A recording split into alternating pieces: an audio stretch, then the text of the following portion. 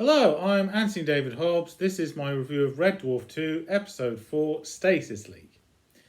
Now, I saw these Season 2 when I was about 8 years old, and I was still at primary school, so sometimes when I watch these episodes, I have images of me when I was very small, still at school. Yes, a lot of happy school day memories, yeah. The previous episode, thanks for the memory, I remember that very clearly, yeah, when it was originally broadcast. The episode Stasis Leak, I'm sorry, but I don't remember it at all. No. I don't know, did I miss this episode or I did see it, I just didn't remember it, yeah. Then when I saw this episode, I think about 5 years later, so when I was 13, no, I don't remember this one, but in a way that's good. When you haven't seen something for years and you see that the show again, yes, there's a nice surprise every now and again, an episode you didn't see, yeah. Or you did see but don't remember, yeah. Anyway, the opening sequence of this episode, it's all in blurry black and white because it's 3 million years ago, yes, to indicate the past, yes. So before the radiation leak happened, 3 million years ago. Or shouldn't that be 3,000,001 years ago? Yeah. Anyway, Lister and Rimmer have gone to see Captain Hollister. And what's the problem? Well, Rimmer has taken drugs, not willingly. No, somebody's put funny fungus in his food. Well, they mean magic mushrooms. I guess that's just a different name for it. And he started hallucinating and behaving irrationally, being really rowdy. And he was terrified he was going to be attacked by humanoid Dwarf warriors. Hey, that's a bit like Battle Beast, yeah. Anyway, and the captain says, Lister, do you have any explanation for this? I thought it'd be a laugh, sir. But yes, he's sorry, hangs his head in shame. The joke went too far. Okay, well, the punishment, he has to do a penalty duty, a paint duty. When they say paint duty, do they mean painting the letters of Red Dwarf that is written on the side of the ship? Yeah, in the opening sequence of each episode, we see a spaceman painting or cleaning the letters of Red Dwarf, yeah. Is that the duty they mean? Well, either that or something similar. So in other words, it's a bit like community service. Yes, he has to do some work, extra work, to show how sorry he is. Rimmer isn't satisfied with that. He goes, no, that's not a good enough punishment. No, 2 measly weeks for what he did to me. And the captain's like, well, I'm the judge. I decide what the punishment is, not you. And Rimmer insults the captain a lot. He gets 8 weeks of penalty duty instead. So yes, he gets a bigger punishment than him. Oh yeah, and until I was about 10 years old, I didn't know that word, hologram. I didn't know what it meant. I thought he was a ghost. Why does he have an H on his head? Yeah. Couldn't I have worked it out? There's a lot of references to holograms, but no, I was very little, not as observant. Well, technically, he doesn't have an H in the opening sequence because this is when he's still alive. And then the hologram of Rimmer says, hello, Arnold. Don't be alarmed, but I found a way to save your life. In 3 million years' time, I'll be dead. But if you stop it happening, I won't be dead, and you won't be dead, and neither will I. And of course, is this a genuine visitor from another time? Or is Rimmer on drugs again? He doesn't know. He can't tell. Yeah. Anyway, the opening, that doesn't make a lot of sense, that scene, but it makes sense afterwards, yeah. Then we go to the present day Red Dwarf, stranded in deep space 3 million years later. Lister has been reading Rimmer's diary. Rimmer's quite angry about that, and he says, yeah, but you read my diary. Rimmer says, yes, but I have the decency to do it behind your back, yeah. And Lister's been doing some more snooping in Christine Katransky's quarters, and he's found a photograph that he's never seen before. It's a photograph of him getting married to Christine Katransky. Well, how is that possible? No, you've never married her. No, exactly, yeah. And I've been looking in your diary, and I found a bit where you saw you giving you a message from the future. I don't think it was a hallucination. I think we find a way to travel through time, yeah. Well, how? How is that possible? Well, we've got a clue. According to your diary, you from the future, hologram you, says there's a stasis leak on floor 16. So, naturally, go to floor 16. It's there's over 2,500 floors from where they are to get to floor 16. So that tells you just how big this spaceship is, yeah. And it's so long, in fact, it's more like a flight than a ride. And they have an air hostess or a video screen of her telling them what to do in an emergency situation, yeah. They get there, they find the radiation leak, like a glowing portal or something. They go through, yeah, and it's amazing. Yes, it's Red Dwarf 3 million years ago before the radiation leak, yeah. Can we bring anyone back? So Lister picks up a bar of soap, goes through the portal into the present day, and it's disintegrated. It's turned into powder, yeah. It's aged 3 million years. So you can't bring Christine Kochanski, or anyone else for that matter, back. Yeah, so what are they going to do? Yeah. And then Lister suggests, how about this? I go there and live with Christine Kochanski, yeah. But it's only for 2 weeks, and then the radiation leak will happen. So, 2 weeks of happiness. Yes, I'm happy with that. Yeah. He loves Kochanski so much, if it's only 2 weeks of his life, he's willing to do that, yeah. They're not actually an item, though. They're not dating, though. Well, you can't argue with a confident man, can you? Rimmer objects to that because he says, if you do that, I'll be completely alone. Yeah, forever. Well, so what? You don't like me. I'm going to tell you something, Lister, that'll stun you rigid. You're right, I don't like you. But you're all I've got. Better that than no company at all. I'll go completely stir crazy on my own. Wait a minute, says Lister. There's another. I survived the radiation leak because of the stasis booth. But there's one more stasis booth. And therefore one other person can go through it and survive. I'll tell Christine Kochanski to go through it. And then Rimmer comes up with this idea. Yeah, and I could tell me, the living Rimmer, to go in the stasis booth, and then I'd have a perfect companion. Another Rimmer to talk to. Wait, there's only one spare stasis booth.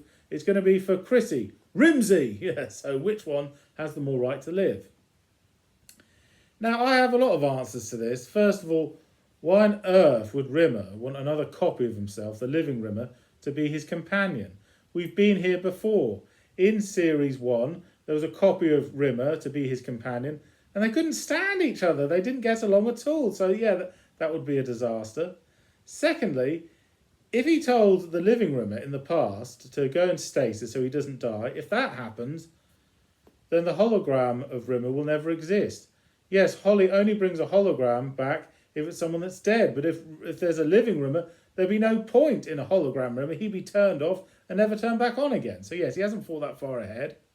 Another point, why doesn't Rimmer tell Yvonne Magruder to go into the stasis booth? Think about it. The girlfriend, the love of his life, yeah. Yeah, she'd be a much better companion than Lister. Yeah, he'd get along with her fine. Yeah, bring her back to life. And another issue that isn't raised, why don't they just stop the drive plate from getting broken in the first place? Then there wouldn't be a radiation leak and save everyone, save the whole crew. Yeah, why don't they do that? And then consequently, they won't end up stranded in deep space in the first place. Yeah, the cat race would never exist. That would be a shame. But yeah, do something to save everyone. No, Lister's only concern at this point is seeing Christine Kochanski. Yeah. Anyway, so they go through time. The cat wants to wear really cool, his cool get-up, his really cool, good-looking outfit for going out in the town. Lister says that's not appropriate because you have to be looking inconspicuous. So the cat has to wear overalls. Oh, dear. not his style at all, no. And then the cat, when they go through the portal and they see, the cat says, I've never seen real women before. It's amazing. What an amazing sight. He's stunned by them all, yeah. Wait a minute, how can the cat have never seen women before? After the radiation leak, or more or less 3 million years later, there were thousands of humanoid cat people on board Red Dwarf. Then they all left and just left 2 cat people behind. But yeah, if that's the case, how come the cat has never seen real women before? Yeah, okay.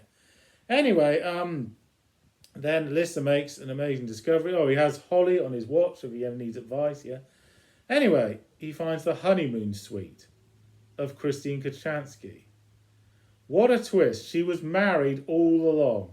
All that time he tried to think, how can I pull her? How can I seduce her? How can I impress her? Yeah, well, it's not an issue anymore because she was married all along. And he says, well, what about the photograph? They look at the photograph. Technically, it's a picture of Christine Kochanski and 2 men standing on either side of her. So Lister looks at the picture again and goes, he's the groom. I've attended the wedding, yes, but I'm not the groom. The other bloke is the groom. Oh, no. Why do women always turn me down for complete smegheads? They never drink beer. It's always wine. Would you like to have some wine, dear? Would you like to put some milk on your cereal? No, I'll have wine. Always it's wine. Oh, smeg. So he hasn't taken this very well. No, the one hope, the thing that kept him going, yeah. Nevertheless, Christine Kochanski invites the cat and Lister into the honeymoon suite, and they get to meet the groom, and it's Lister. or an alternate version of Lister. What the heck is going on here? Yeah.